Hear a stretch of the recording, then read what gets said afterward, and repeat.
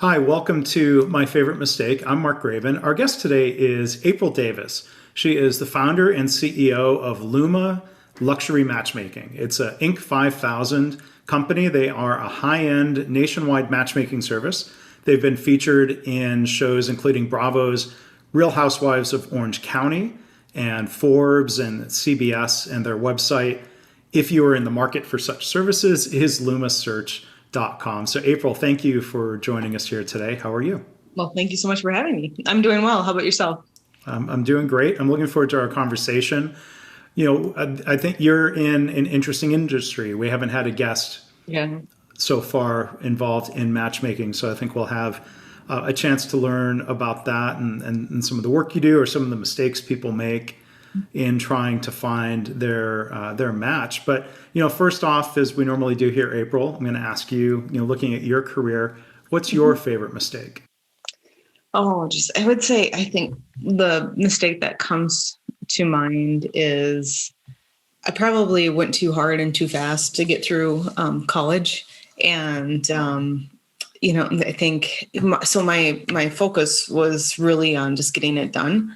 And I started college when I was 16. I did post-secondary, and then I took summer classes and never stopped. I never took a semester off until I had completed my master's degree.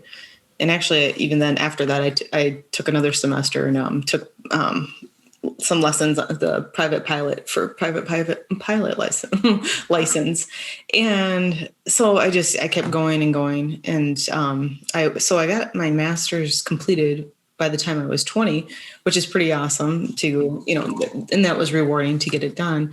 But I know that I missed out on a lot, and I probably could have done more and done better, and if I had focused on that, but instead of being so all over the place, because I was working full time and going to school full time, and I also used to race snowmobiles, so and I would do that on the weekends in the winter, so and there wasn't really a lot of downtime at all, or even really time to do much studying. I had to do a lot of my homework while I was actually at work and stuff sometimes. So it was just getting it in when you can. So I think just pushing it probably too much, too hard and not being able to focus as much on quality. So I could have done probably better in my schoolwork and that kind of thing. It's just sometimes us entrepreneurs are, they say, what do they say? Like a light that burns twice as bright, burns twice as fast. When we do something, we do it. And so it was a bit extreme, or probably a bit much. So I'm thinking of the racing. I'm thinking about, well, this is Top Gun. The Need for Speed, or the silly Will Ferrell movie about Talladega Nights. If you're not first, you're last. Where it sounds like that drive. I mean, I think you're our first guest who had a master's degree at age 20. Like, where do you think that drive, that need for speed, came from? The adrenaline stuff. Well, I'm from a small town in northern Minnesota, and there weren't many girls there that I was friends with. I was friends with mostly guys because that's who was there, and my brother was close to my age, got along with him, and he raced. And then so I got into it, and it is super fun, and I love it. And so I did snowmobile. I started snowmobile racing, and then I bought my first dirt bike when I was 15. I'd saved up all summer long so I could buy that first my dirt bike, and just loved it. It was so much fun. And then have always been kind of into that. I enjoy going fast, and any motor vehicles, motorcycles, dirt bikes, cars, anything. Yeah. So how do you think that translated then to your education and wanting to complete that so quickly? Because to your point, spending, going at a regular pace would have given you more time for the adrenaline rush of those different activities. So, Yeah. I mean, what was the motivation, do you think, to push through school so quickly? When I was first starting out, I did waitressing and bartending, and anyone that's done that kind of work knows how hard and just it can take its toll. It's difficult, and people can be very difficult. And so I was motivated primarily so I didn't have to waitress anymore, because I knew as soon as I could get my degrees and then I could have a real job, I wouldn't have to be running around on my feet for hours on end, working my butt off. And it's just, it was so extremely exhausting and hard. And I don't know how people do this forever, but I think that was my big motivation, was to get it done so I wouldn't have to do waitressing anymore. And your degrees, both degrees were in business, correct? Correct. Business management. Yeah. Yeah. So you didn't rush to get a PhD at a young age. You left school behind and went out to your career. What happened when you were out of school then? Yeah, I think master's was enough at that point. And then I've always wanted to get my pilot's license, so I started on that, taking the ground school at a local community college. And I didn't finish it at that time just because I realized, I'm a little bit scared. I was all over the place, and I was young. I was like 21, I think, at that time. And I'm like, I probably just need to have fun and, do other things. So I had a motorcycle. So at that point, I'm like, I'm going to just ride that and just, take a break. And I'll come back to it when I'm older and maybe more calm and can be focused, because that's the kind of thing that you don't want to mess up. There's no second chances or riding it out or gassing it out, as they say when you're riding. But so I actually did just complete it in January, just got my pilot's license. So. Oh, great. To fly solo. Mm-hmm. Yep. Okay. Yeah, I guess. Yep. Excellent. Yeah, they let me do it alone now. It's crazy. Somehow I convinced them. Yeah. Well, so you have, all of these wild rides, and entrepreneurship can be a similar, maybe adrenaline rush or wild ride. What led to you starting a business, in particular, a matchmaking service? Well, I've always been a connector. And actually, the first couple I ever put together was when I was 16, when I was a waitress in a little cafe. So it was a patron, and then one of the ladies I worked with, I ended up hooking them up, and they ended up getting married. So that was pretty neat. Mm-hmm. And so I've always been a connector, whether it was for romance, of course, but also business and just friendships. And then, in 2010, I realized, I'm like, hey, this is an industry, and I started looking at reviews of other companies and then hearing stories, of course, from my single friends about how horrid it is to, especially online dating wasn't quite as mainstream as it is now, but just hearing about how challenging it is for people to find someone. And so I looked into the industry, did some competitive analysis, and realized there's an opportunity for improvement. And that's my background is improvement and process improvement. And so I put that to work and created the model. And initially I just did it for fun and wasn't charging anyone, just helping people connect and giving people coaching, advice. I take clients we still do this, but I take clients shopping and help them figure out what to wear in a wardrobe or how to style their hair. And just, it's just like a tweak, like 10%. If they can just turn the dial 10%, they'll step up their game and make significant improvements and then stand out from the rest of the crowd. And so we really focus on that. And I just started building up my database, and eventually I started charging. And of course, then I had employees while I was still working at my corporate job. And then eventually in 2014, I left my corporate job and went full time and went after it. But I think correlation can be made between, with the adrenaline, is kind of the risk taker type persona. So people you have to be willing to take risks to start your own business and make sacrifices. And so I think that's where that can come in, for entrepreneurial, and also competitive spirit. So racing definitely instills a bit of competitiveness into you, and that drives me probably more than anything.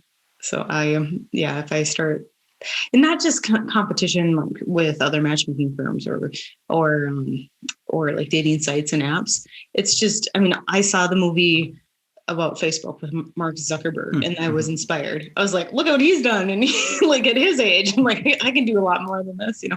So it's just when I see that there's opportunity, and I mean, yeah, it's probably just pushing myself and being competitive with myself. I know I can do more or be more, so I'll go after it. So thinking about that race with your competitors, I mean, how does your company differentiate itself? If somebody is looking for a matchmaking firm, I mean, you've probably got direct competitors, and then when we talked before, you told me there's a difference between like dating sites and matchmaking. So you've got indirect competitors as well, I guess. Right. How do you line up with them? Yeah. So I always say like apps and dating sites, they're not our competition. It's more of a justification, because once people use them, they recognize, okay, this is a lot of work and there's a lot of bogus profiles out there, and people they're just not getting what they want. Right. And so they go to a matchmaker, because a matchmaker we have our own Rolodex of individuals that are seeking a committed relationship. So, you want the same things. That weeds out a lot of people right there. And also we primarily focus on people that are a lot of high net worth. So it's like business owners and professionals, executives, people that have high standards for themselves and the kind of person that they're looking for in a match. And so we have our own database of people that anyone can join and be a member of that database. So then we can consider them as a match to our clients, and we'll meet with them, we interview them. And some of the differentiators, one thing that we do is we interview on average about 50 people per client. So it's like we're going on 50 first dates for our clients, so they don't have to. Mm-hmm. And we also, our matchmaker to client ratio is really low. We have about 15 to 20 clients per matchmaker, whereas a lot of services will have literally hundreds of clients per matchmaker. And there's no way to effectively take care of clients, and that when you have those kinds of crazy ratios. And another thing, I only hire people that have industry experience, because I want the best of the best. And I want to, how they say, hire people that are smarter than you. And so we are able to learn from each other, and I'm bringing in people that have, different industry experience that can help us to bring the best out of everyone else too. And it's very much a boutique type of service. It's very one-on-one. We help our clients in whatever way that is necessary. So it could be helping them with wardrobe or hair, or just booking a location for a date, helping them figure out what to do on the second date. Or I've literally sent text messages to a client saying, okay, send her this. And then there's coaching. Yeah. Yeah. And a lot of what we do is actually just working as the middleman. And I've saved many relationships just talking to people, smoothing things over or explaining things, and just being that middle person. Because that feedback is really helpful. I think when people if you meet somebody organically or online or something, you don't get feedback. You don't get a second chance, and people might just ghost, or they, just nothing ever becomes of it. And so that's why it can be helpful to have a matchmaker in between to help just kind of move things along. Yeah. So a lot of times when there's a breakup, there might be some stated reason, or like you said, unstated reason, or I guess if somebody thinks of dating and finding love as a process. I'm an engineer, so I'm going to use your language. It's a process. When I think about process improvement, without feedback, we can't improve. So what you're saying is kind of having that intermediary increases the chance of getting indirect feedback, or getting more accurate feedback, I should say, plus third party, maybe objective feedback. Right, exactly. And I always say too, there's 3 sides to every date. So a lot of times it's just recognizing, okay, this is what their perception was, whether it's true or not, that's another thing, but this is how you came off to them, and this is how they saw it.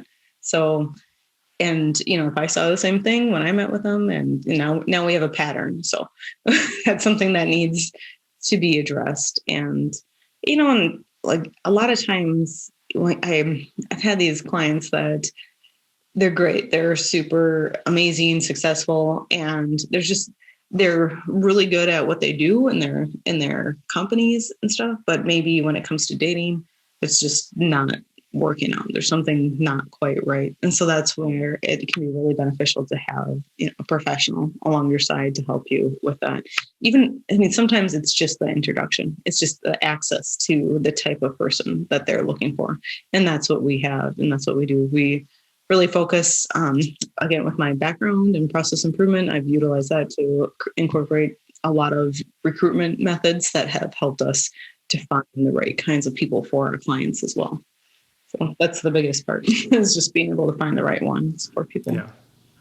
So think of clients who come to you at some point, they're probably reflecting and thinking there's some dissatisfaction, or they might feel like they're making mistakes in who they're meeting, who they're asking out, how they're going about things. As entrepreneurs or successful or driven people, how much of it is a matter of they've made mistakes and they're ready now to try a different approach versus maybe just not having the time, they're too busy? Yeah, I think it's mostly a combination of not having time and too busy, but also just not having the access. So, okay, for example, online dating is horrible for guys because if you are a decent guy and you find a woman online that, is attractive, she's probably getting hundreds, if not thousands of messages. And really good looking ones are going to just delete their profile after a couple of days because they're so disgusted by the creeps that are messaging them. And so how are you going to stand through? How are you going to come through so she can actually even see your message, let alone get a date? So that's where it can be super challenging, where a guy might, and he doesn't, it's hard to really relay who you are in a profile. People just look at pictures and they don't know who's who. So we can really be an advocate for people, or we can be an advocate for our clients. So I can call up somebody and say, I call a woman and I'm telling her about my client. It's going to mean a lot more to her coming from me. I'm another woman. I'm a trusted, advisor. And then it's going to mean a lot coming from me versus, some random profile, some dude in Messenger messaging her online again. And she's going to, it's just more credible. And I'm going to be able to fill in the gaps. I'm going to tell her give her a lot more insight about who he is versus just, what it says on his profile or just looking at pictures of him and stuff. So being a big client advocate, I think, is a big part of what we do as well. Yeah. So how do you measure the success rates? When we think about process improvement, we often think about, measures, and as we improve the process, we want to move the needle on results. And I'm guessing the success rate in matchmaking then drives your business success. I mean, how do you gauge or measure success? Is it the percentage of marriages? Is it time until marriage? Percent of people that end up in a relationship. Okay, and dating someone relationship. when they're working with us. Yeah.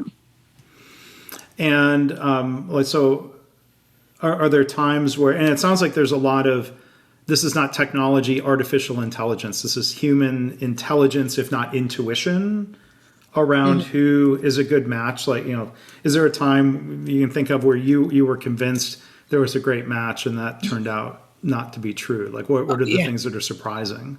All the time. Well, I always say the more I've been in this industry, the more I realize I don't know anything, because humans are complex.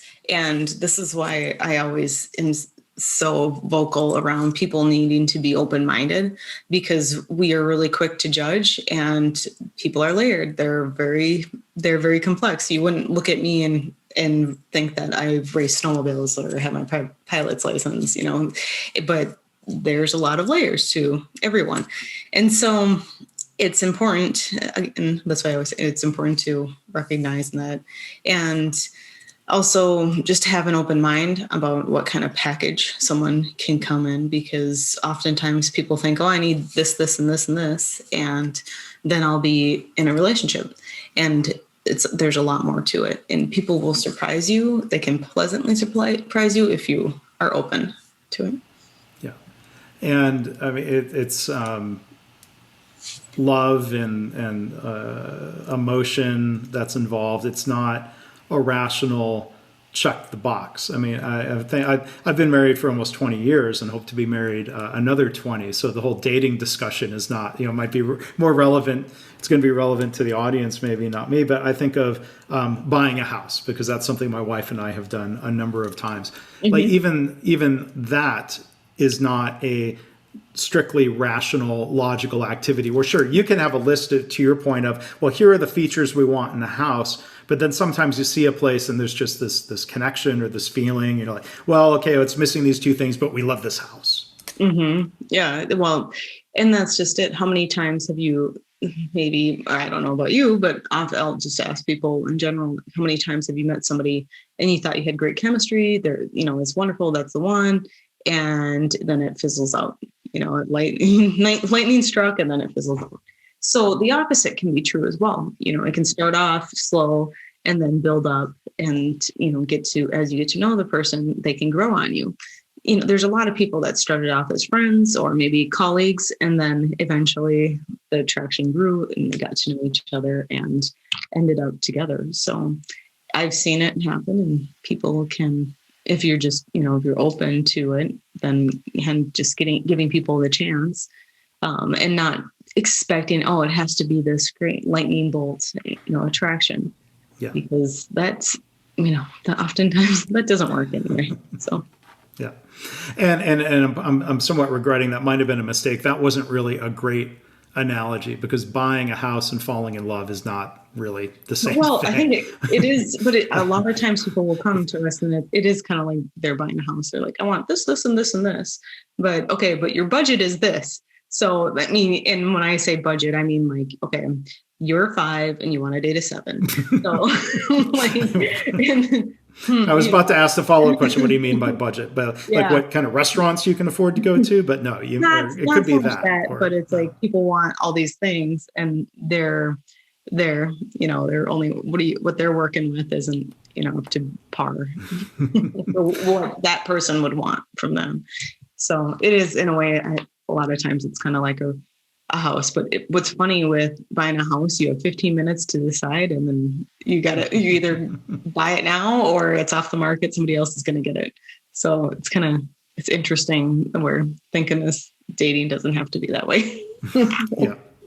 But so the other thing that comes through in what you're doing is it's not just introductions, but the coaching and the process improvement, if you will. You mentioned appearance, maybe it's just like you're coaching people on other factors like being able to carry on a conversation or giving coaching of like, don't talk about yourself so much or other things that could end up driving someone else away. Sure. Yeah, it can be that depending on what the client needs and maybe what feedback we've received. It could be something just as simple as, okay, I'll put together a bunch of pictures of hairstyles. Like, okay, I think this is the hairstyle that would be good for you. And we have referrals to different hairstylists or wardrobe consultants or whatever it is that people might need in order to just up their game. And like I said, just little tweaks. Usually it's about a 10% rotation of the dial because we're not going to Cinderella anyone. It's just, it's making those little things that can make all the difference. And I had this story where I had this client that he had this something on his nose, like right here, and it looked like a mole, and it wasn't a mole, but it looked like one. And I just knew that was going to be awfully distracting and going to take away from his chances of meeting someone. So like with the mole, he was a 4, and without it, he was a 6. So I had to tell him like, hey, that's you should get that taken care of now. Now's the time. And he listened to me, and I know it definitely helped his chances. So, because it is just little, but it's something like, yeah, he knew about it, but just didn't think it was that big of a deal. But like, no, to women, that kind of stuff, it is attraction, first date, that stuff is important. Yeah. So. Well, how often do you assess a client and say, I don't know if we can get him or her there? I mean, how often do you just say, "I'm sorry, we can't work with Oh, you for all one the reason or time. another"? Yeah, All the time.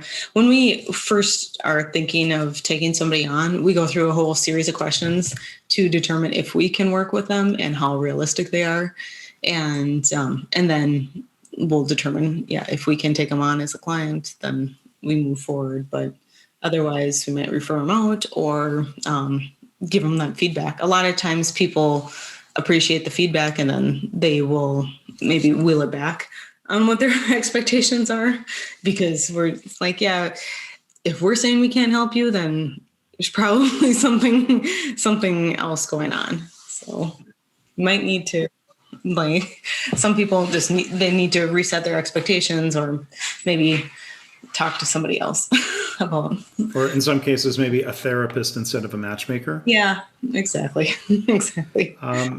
So I'm kind of you've used some examples of clients being men. Are your clients predominantly men, or is that a mistaken assumption on my part? We have women. We have it's about 50-50. We have women and men. But we have a database, and that's we have over 70% are women in the database. So we have lots of ladies that they want their man to be able to find them. Yeah, So. yeah. One other question I want to ask you is, as we're working our way out of the pandemic, how has the past year affected matchmaking? I mean, we all spend a lot of time on Zoom. We're doing this interview on Zoom. Has that meant more Zoom dates, Zoom interviews? Or? Yeah, we're definitely doing a lot more virtual and FaceTime dates. Initially, some people are still meeting in person.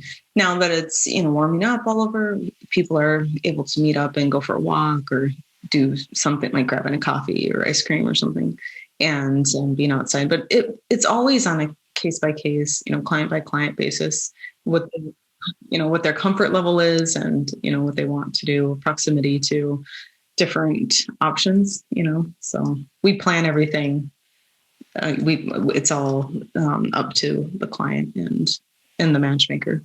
Yeah. So is the matchmaking activity about the same and the success rate about the same during the pandemic?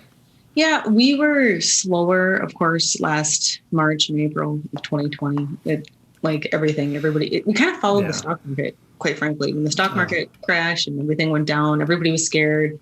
We were all hunkered down, social distancing. And then June rolled around and people were starting to come out. And then we had a big rush and everybody was wanting to meet someone.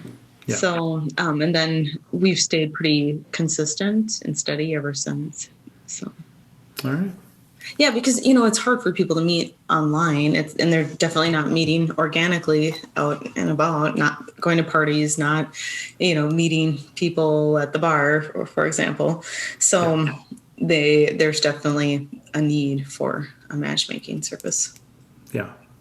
Well, and you are there. So again, we've been joined by April Davis, LUMA Luxury Matchmaking. She's the founder and CEO. The website is lumasearch.com. Thank you for sharing some of your history in terms of education and then starting a business. And thanks for giving us a glimpse into an industry that we haven't been able to talk about here before. So really enjoyed it. Really appreciate it. Thank you for joining us. Thank you. Yeah. Well, thank you for having me. I appreciate it.